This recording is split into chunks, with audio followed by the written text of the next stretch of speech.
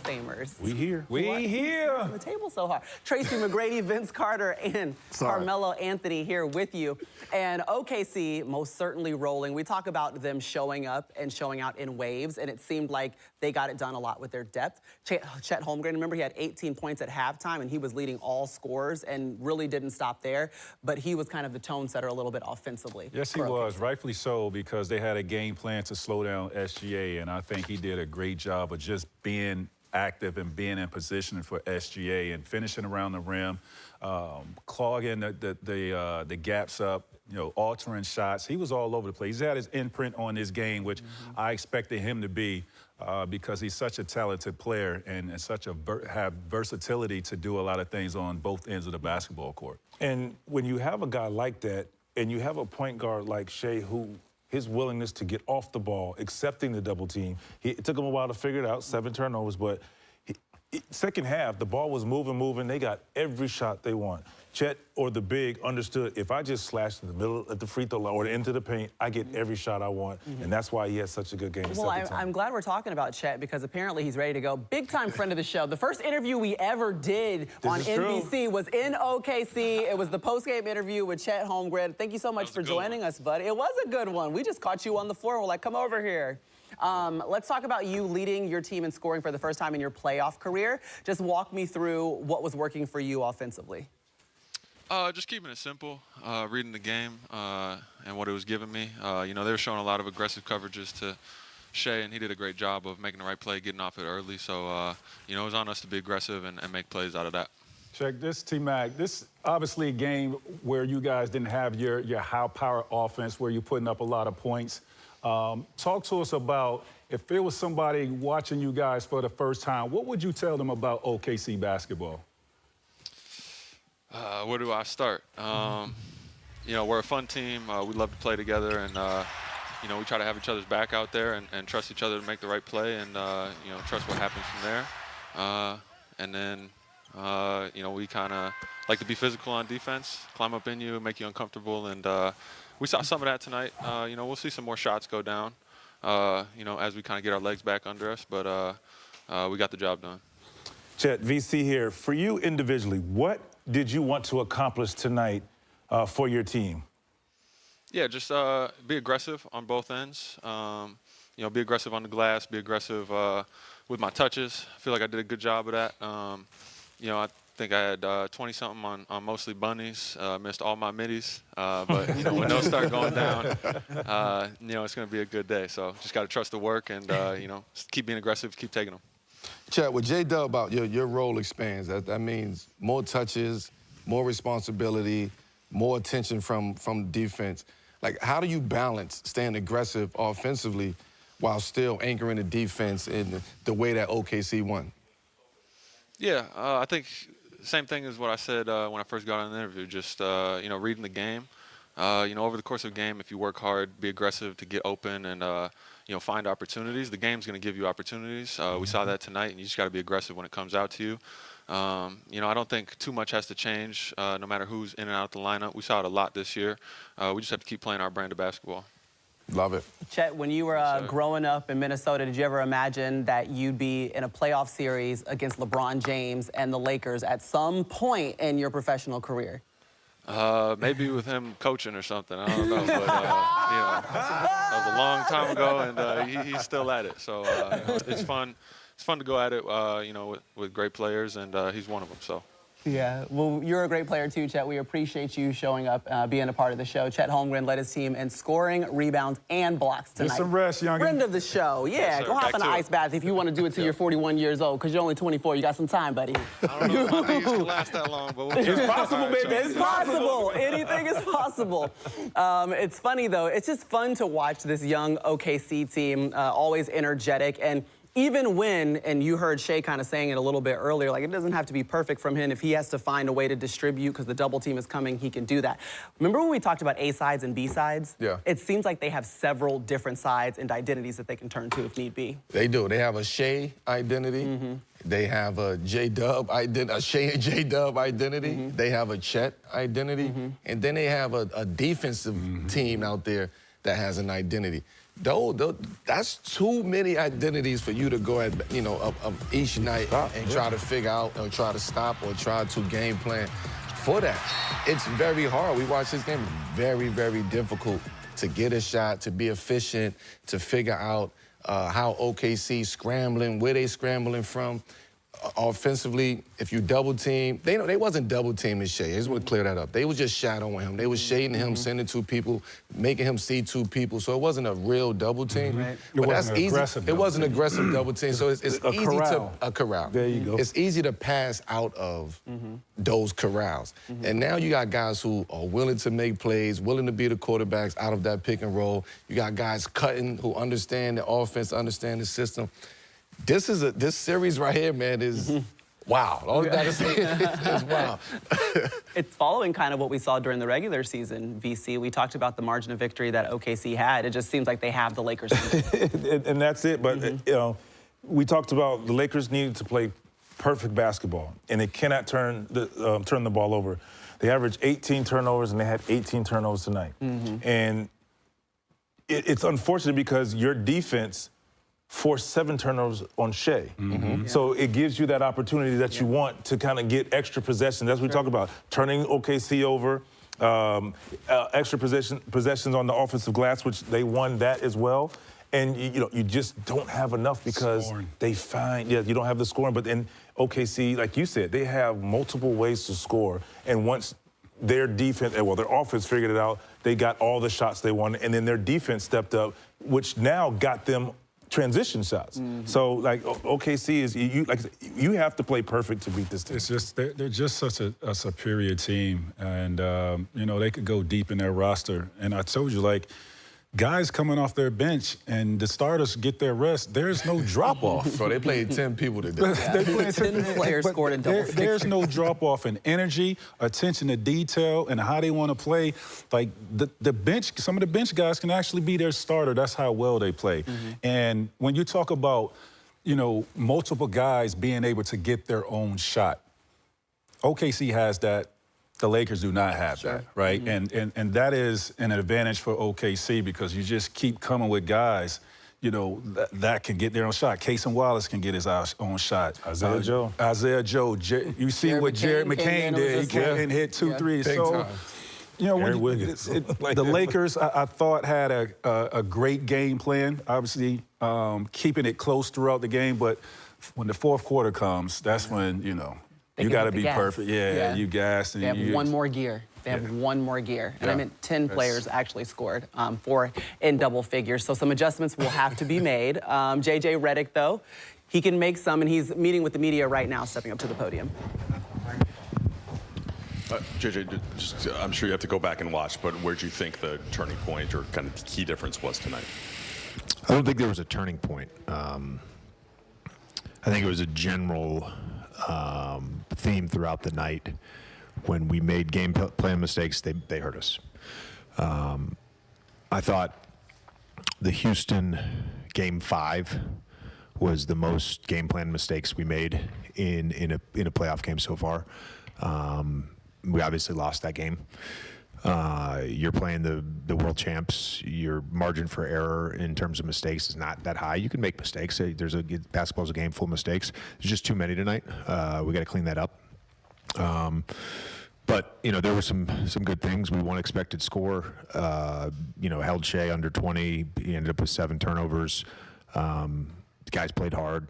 We just got to do a better job with execution. It comes down to just the attention to detail on that, and I know we'll clean things up and be better. Did you find the execution errors to be primarily offensive or primarily defensive?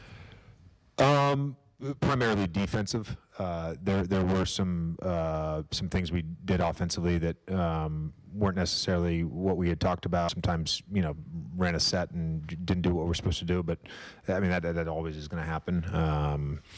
I think the game plan defensively, when whether it was a coverage thing or Shai coverage, it just seemed like every time we didn't execute, they hurt us. And then the other point of that was, when they did get an offensive rebound, they absolutely killed us. We didn't do a good job of building back out on the offensive rebound. There was a report that Jared Vanderbilt suffered a full dislocation of his finger. How is he doing? I just talked to him. He's in as good a spirits as you can be in this situation. Obviously frustrated with what happened. In that moment, just like, I don't know, can you just sort of describe the amount of pain he seemed to be in? I mean, from where we were sitting, it looked like. Yeah, it looked. I went to go check on him because it just looked bad. I mean, he was audibly screaming, and knew he'd done something. So we're obviously disappointed that happened, and it's a freak injury. JJ, could you talk about sort of like the job that the guys did on Shea, and then obviously like you said, held them under 20, and they still, outplayed you guys or outscored you guys by that much. Is that just sort of a testament to their incredible depth? Oh no, I mean, look, I think when we did our Shea execution, we did a good job. The rotations out of that weren't always great. They got good players. They shot 16 for 28 on non-paint twos. Again, we did some good things. I'm not that 108-90 doesn't matter to me. We lost a game. AR obviously didn't have his typical kind of a night. Is this just refining his rhythm after being out for a month, or what kind of do you make of that? Yeah, he didn't play well, but he's going to bounce back. He's a great player. You guys held them to 108. I mean, I'd say that probably would be well below their season average, their postseason average. Where do you think you can generate more offense in this series? We got to make shots. I mean, we got to make shots. 10 for 30 from 3. Austin goes 3 for 16. Thought Luke's passed some really good looks down early. Then don't turn the ball over. We had 10 turnovers in the second half. I mean, that's the other part. There's that third quarter stretch, and I think Austin gets an open 3 in the wing, misses what it could have to 3, and then they go down and kind of get the 6-point swing and then a steal. Is that with just how potent OKC is, or those margins, how difficult to contain are those bursts? Yeah, we hung around all night. I think we did a good job managing their runs. The game never felt out of reach to the very end. So we managed their runs. JJ, what did you think about kind of the shot quality that you guys were able to generate? Again, we won expected score, so it was good enough to win. And then you mentioned Luke kind of passing out some shots. I know you're constantly kind of trying to encourage him to take some of those open shots. Like, what do you kind of tell him now in the postseason to try to get him to take some of those that you... Same message that he's heard from me every single day. Thanks, Coach. All right, thank you. Yes, thank you, Coach. All right, the adjustments will be made for game semis. The Cavaliers taking on the Detroit Pistons, the 1 seed. They are at home looking for a win in game 1. Let's see what Donovan Mitchell, Cade Cunningham, Jalen Duren have for us. Cade Cunningham had a team-high 23. Yeah, they struggled a little bit from the field, but he definitely got his guys involved. He set the tone, hit some tough shots in the second half that opened the game up. The Pistons actually led majority of this game, led it by as many as 18, but Cleveland stormed back. You see that. They even tied this ball game up, but then the Pistons stormed back. Here we go. Jalen Duren woke up. Well, that's a 2-man game that we've been looking for. That 2-man game was shut down in Orlando, but that 2-man game definitely going to be open against Cleveland. We saw that tonight. Duren had dunks on 3 consecutive possessions. That gave Detroit a 6-point lead. Danish Jenkins, he's like, I got 12 for you. Let's put those in the stat sheet. Major off the bench. 100%. Major. They get the win 111-101. Very impressive in that one. And just so you know, the Cavs have lost every series since 2023 when they lose game 1, and have won every series that they win game 1. Now, Donovan Mitchell, he joined the team in 2022-23 season. James Harden, though, he's only been on the team for 34 games, and he now has 43 turnovers through 8 of them. Let's hear from him afterwards. That's crazy. Do you think these turnovers are something that are correctable? Yep. 1,000,000%. And what do you think? Like some of them are, like Don just said, you look within first, and you look at my turnovers, and a lot of them were just on me and nothing they did. So, and which led to I don't even know how many transition points they had, but it was way too many. And I mean, if I had to put my print on one thing on the game, that's the game right there. I mean, how many points they had in transition? Off our turnovers? 20, there you 31. go. That's the game. Like, It's nothing else. Like we talked about last year, you get a shot on glass, even half of that, and it's a different ball game. So, you know, for me, I got to be better, and I will be better turning the basketball over. You know, from turning the basketball over, getting shots up, and then it gives our defense a chance to get back and get set. You know, I think we did it. Other than that, we played a pretty solid game. So basically, James Harden speaking to the strength of Detroit, and you guys talked about it before, the defense. They turned the ball over 19 times. They saw Detroit score 31 points, and they were able to build confidence. They were able to go on runs, and that was ultimately the difference in this game. And here's another stat. Of the guard play, they had 14 turnovers. Okay. So Donovan had 3, Schroeder had 4 to go alongside. So you're not going to give yourself a chance. They can score. You know, we understand that. We know that Cleveland's very capable of scoring, and James Harden is the catalyst behind that. He's put their bigs in positions to score. He opens up threes for them. But if you're turning the ball over, you put yourself at a disadvantage against a very good defensive team, which you don't want them to play in transition. And you're climbing uphill if you do so. And I love to hear the fact that James Harden understands that he needs to clean that up, or they won't win this series. Yeah, he can't turn the ball over. It's just as simple as that. I think at times he get too careless with the basketball, and he make lazy passes at times. For me, James he has to stop playing with the ball and just go. Make 1-2 moves, get past the man, make a play, make them rotate. Every time you tween, the court is shrinking, it's shrinking, it's shrinking. All eyes on you. All eyes. I would love to see him just make a move, get downhill. His floater started working in the second half. I think he had like 13 or 15 or something in the third or fourth. Like, that's the James Harden. Get downhill, make plays. Don't give Detroit an opportunity to sit in the passing lanes and load up. That's where I was going, Mel. With James, it's about just being intentional on what you want to do. I think, you know, being on the perimeter against a great defensive team and you're playing with the ball, trying to get your rhythm and ISO ball, they don't need that from you, right? Get downhill, put pressure on the defense like you did in the fourth quarter, use your runner, your floaters to draw the defense in. Now you get down there and start making your plays, but we don't need you dancing out at the top of the key trying to get your game off. Yeah, especially against a very good defensive team. Because Detroit is not a great offensive team. And when you turning the ball over 19 times, you giving them extra opportunities to be great. 31 points. Right?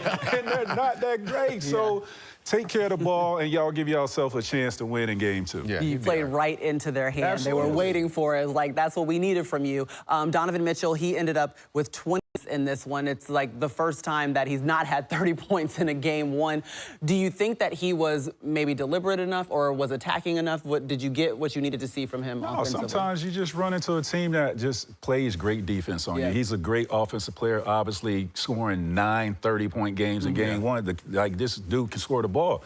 You just run into a team that actually game plan for you and have the personnel to slow you down. And a coach who knows you. And a coach that knows you, right? Very well. But also, when you turn the ball over, that takes away the opportunity for him to score. You know, he had 3 turnovers, but James getting 7 turnovers, Donovan doesn't even get a look at a shot. You know, so a lot of things that I think played into, you know, him not being able to score 30. You just can't give up. You can't give up 31 points off of turnovers. Right. And on the road. What we talked about, who I said need to play well for them to win this game. DJ.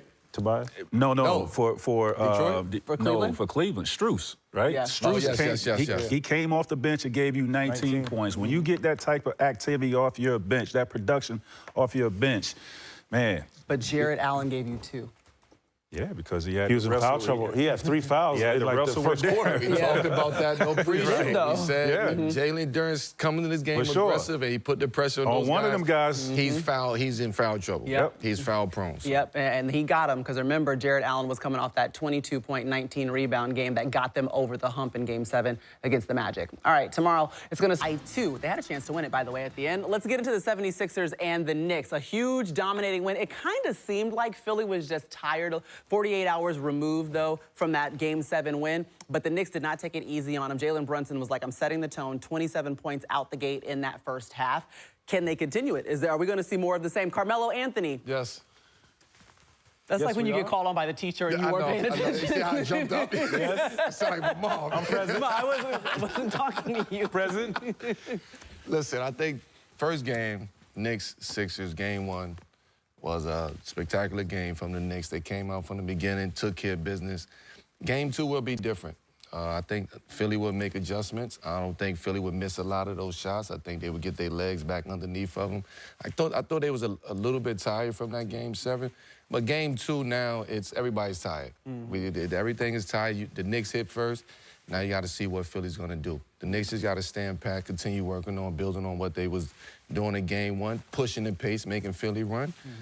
And let's see what happens.